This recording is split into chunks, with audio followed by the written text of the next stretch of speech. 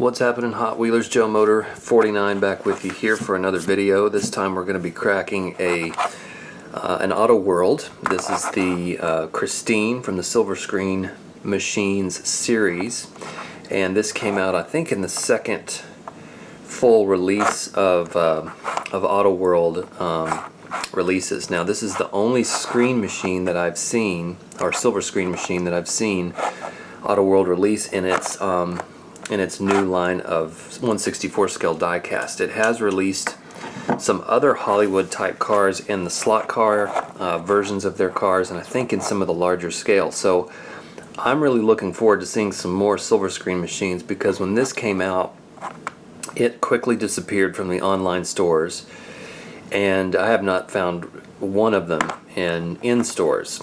They've been hitting stores here and there over the last couple of weeks or months, and I've yet to find one, and I'd really love to find the Ultra Red Chase piece. Who wouldn't, right?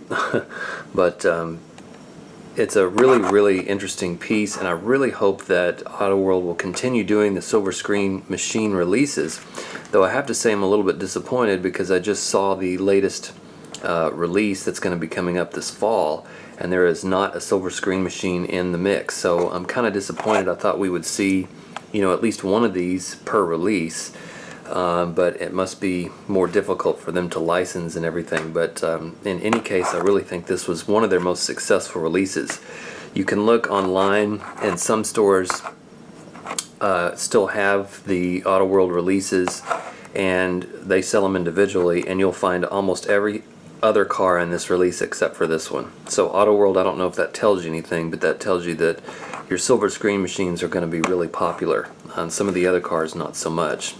So anyway, here's hoping to see some more screen machines coming out. But this was an excellent first release, in my opinion, for the silver screen machines. Now, this came out in the license line. Remember, Auto World has 3 separate release lines of releases.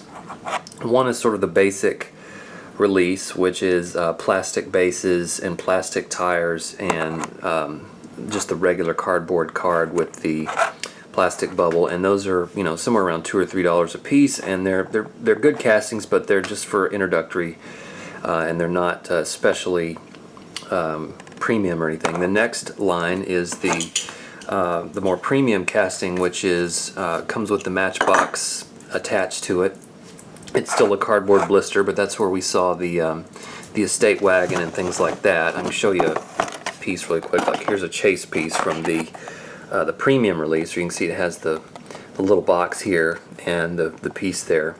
So these are, I think, my favorite releases from Auto World. And then they have the license line, and the license line is supposed to be their most premium release, because it's in a big clamshell package, and then inside they have this acrylic display case. So it's, you know, it's almost bulletproof in terms of the packaging, but this is not my favorite packaging. I mean, it looks pretty good here, but for some of the other cars, it just seems like there's more packaging than there is car, and it's very difficult to actually appreciate the car because there's so much plastic and packaging. So I prefer the medium release that I just showed, but in any case, I still think this is a fantastic release. And when I ordered a second one, it came mushed, as you can see right here on the side of the card. You can see that piece of the damage there, because it was like this in the package. And for a second I thought, I'm going to get mad and return this thing, but then I thought, you know what, I'm just going to crack this thing for you guys so you can take a look at the Christine up close and personal, because it's very difficult to see with all this glare inside the package. So let me show you the back of the card real quick, just so in case you've never seen this thing before, you can pause this and take a look at it. Very cool release. I really think Auto World needs to take note and do some more silver screen releases. They've done some pretty cool ones in their slot car releases, like the Dukes of Hazzard. But as you can see, this is the only silver screen series release that Auto World has ever put out in their 1/64 scale. Alright, so I'm going to cut this thing open, and we're going to take a closer look. Be right back. Alright, we're back, and we have sliced open the bottom here, which I don't recommend doing very fast. I think you should, if you're going to use one of these knives, especially if you're younger and you've not used one of these, be very careful. If you have a parent who has one of these, ask for their help, because it's very difficult to get this thing open.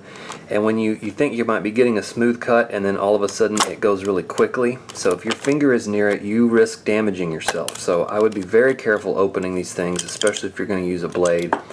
One of the other reasons I don't like these packages is because they're very difficult to open. So if you're an opener like me, I just prefer ripping off cracking open a regular old card. So anyway, let's crack this open and take a look now that we have it open. So get it out of the package here, get that out of the way, and then you have the acrylic case, which I will keep the acrylic case. These are pretty nice, and it's got the Christine insignia there. Let's go ahead and take off the top. You guys have all seen acrylic cases before. And then you have it sort of embedded in plastic here, and then this comes off just like that, and then here is the car. So let's take a quick look up close and personal. Make sure I get my light straight here, because I want to make sure we see everything we're wanting to see here. So let's take a look at the side of the car first. So what you see is really nice tires. I think everything on here is licensed and should be exactly as it appears in the film. Now the interior, as you can see, is very hard to see because it's blacked out.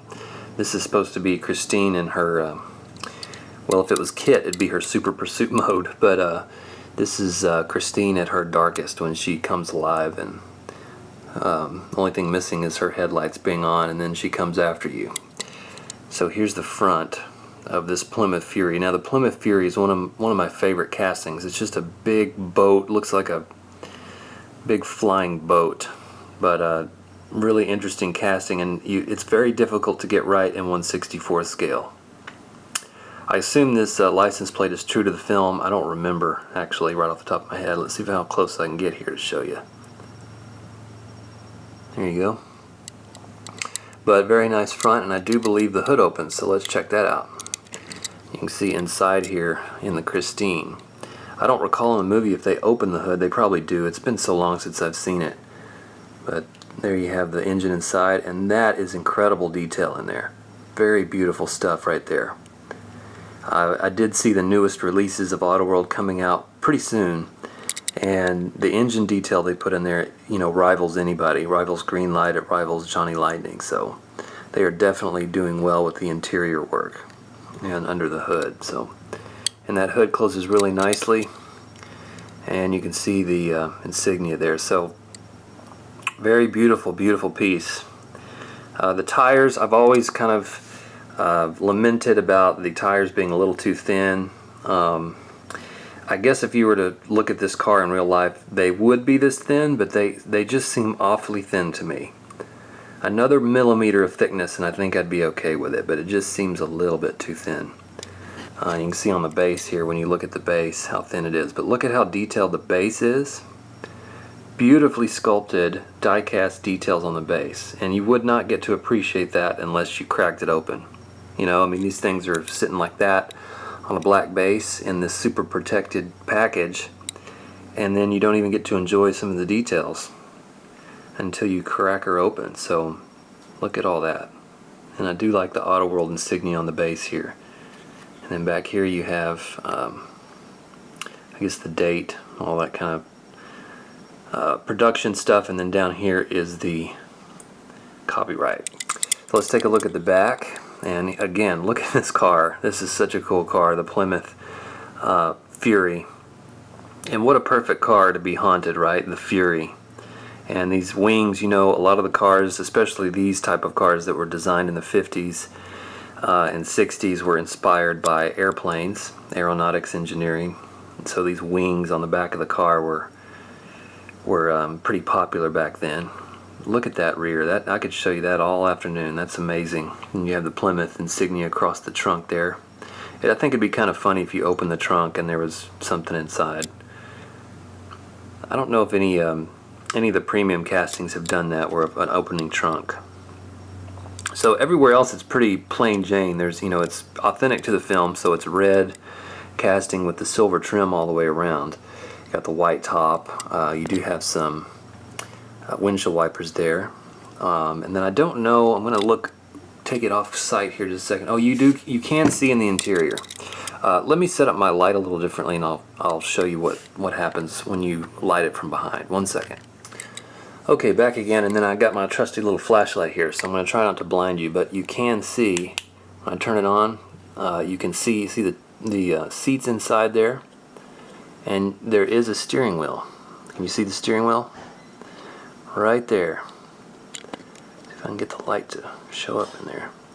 So you can see some details in the interior if you light it, which is good to know, because I know a lot of Hot Wheels cars, when you see a blacked out windshield, you know there's no interior at all. So in this case, it's nice to know there is an actual interior in the piece, which again is commitment, I'm telling you, because they could easily just say, forget the interior, nobody's going to look at it anyway. But it definitely has the interior there, because you can see the steering wheel and the front seats. You can definitely see it a lot better too in person. I'm just trying to show you the best I can through the flashlight here, but just to prove there is an interior on that piece. But overall, beautiful casting. I'm glad I cracked one open, because it definitely deserves to be cracked and looked at. So if you are interested in this piece, you can still find them around, but like I said, the chase piece is that ultra red, which is even more beautiful. For you guys that are interested in the Plano cases, it does fit. So let me show you really quick. It does fit in the Plano case, which a lot of Auto World castings do not fit. So I'm really happy to say that one does. So that is even more worth cracking, because it'll fit in my case. The Plano cases are a little bit smaller than the Carney cases that you may see out there. So that's about it for this piece. If you got any questions or comments, leave them below. And I hope you enjoyed seeing the Christine up close. We'll see you in the next video. Thanks for watching.